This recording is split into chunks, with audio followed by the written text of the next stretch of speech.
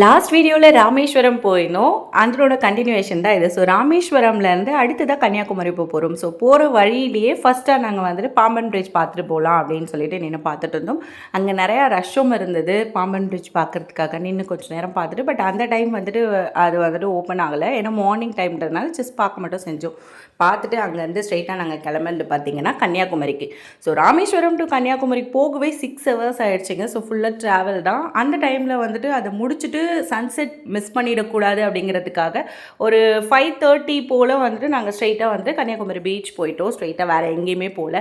ஏன்னா மெயினாக சன்செட் தான் வந்துட்டு பார்க்கணும் அப்படின்ட்டு ரொம்ப நாள் ஆசை கன்னியாகுமரி போய் பார்க்கணுன்றது. 2 ஜீவன் மட்டும் எங்கள் கூட வந்துட்டு பீச்சுக்கு வரல. ஸ்நாக்ஸ் தான் முக்கியம். ஸ்நாக்ஸோடு நின்றுட்டு இருந்தாங்க. நாங்கள் வந்துட்டு ஜாலியாக என்ஜாய் பண்ணி சன்செட் பார்த்தோம்.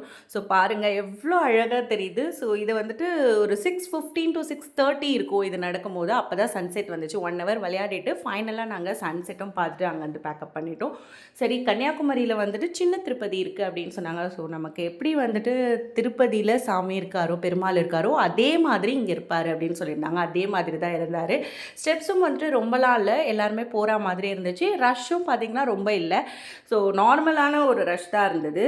அங்கேருந்து அடுத்ததாக வேக்ஸ் மியூசியம், 3D மியூசியம் அதெல்லாம் போயிட்டு அங்கே நிறையா ஃபோட்டோஸ் எல்லாம் எடுத்துகிட்டு சும்மா சுற்றி பார்த்துட்டு கிளம்பிட்டோம். ஹோட்டல் அங்கே வந்துட்டு ரூம் எடுத்து ஸ்டே பண்ணியிருந்தோம். ஏற்கனவே புக் பண்ணதுனால கொஞ்சம் ஈஸியாக இருந்துச்சு.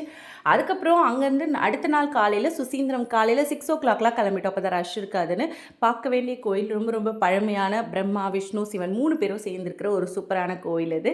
அங்கே ஆஞ்சநேயர் சிலையும் ரொம்ப அழகாக இருக்கும். ஸோ எல்லாத்தையும் பார்த்துட்டு அங்கே தான் பிரசாதம்லாம் வாங்கியிருந்தோம். அடுத்ததாக அங்கேருந்து அப்படியே பகவதி அம்மன் கோயிலுக்கு போகலாம் அப்படின்ட்டு போனோம். சரி, அதுக்கு முன்னாடி செக் அவுட் பண்ணிடலாம் அவ்வளோதான். அன்னையோட நாங்கள் எங்களோட ட்ரிப் முடிஞ்சிடுது. ஈவினிங் எங்களுக்கு பஸ். ஸோ அதனால் அப்படியே ஹோட்டல் போயிட்டு செக் அவுட் பண்ணிவிட்டு சாப்பிட்டுட்டு அங்கேருந்து அப்படியே கிளம்பிட்டோம். ஃபைனலாக பகவதி அம்மன் கோயிலுக்கு போனோம். போகிற வழியில் பார்த்தா சரியான ரஷ்ஷு. அதுவும் வெயிலில் நின்றுட்டு இருந்தாங்க 2 லைனு. அப்புறம் தான் தெரிஞ்சது அது கோவிலுக்கான ரஷ் கிடையாது, விவேகானந்தர் பாறை, திருவள்ளுவர் சிலை, போட்டிங் இதெல்லாம் பார்க்குறதுக்கான ரஷ்னு.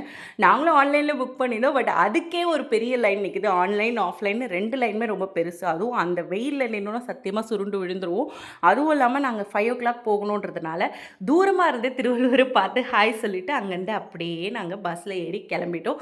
பட் கன்னியாகுமரியிலேருந்து வீட்டுக்கு வர்றதுக்கே அடுத்த நாள் காலையில் ஆயிடுச்சு. இதுதான் எங்களோட பயணம். பிடிச்சதா ஃபாலோ பண்ணிக்கோங்க.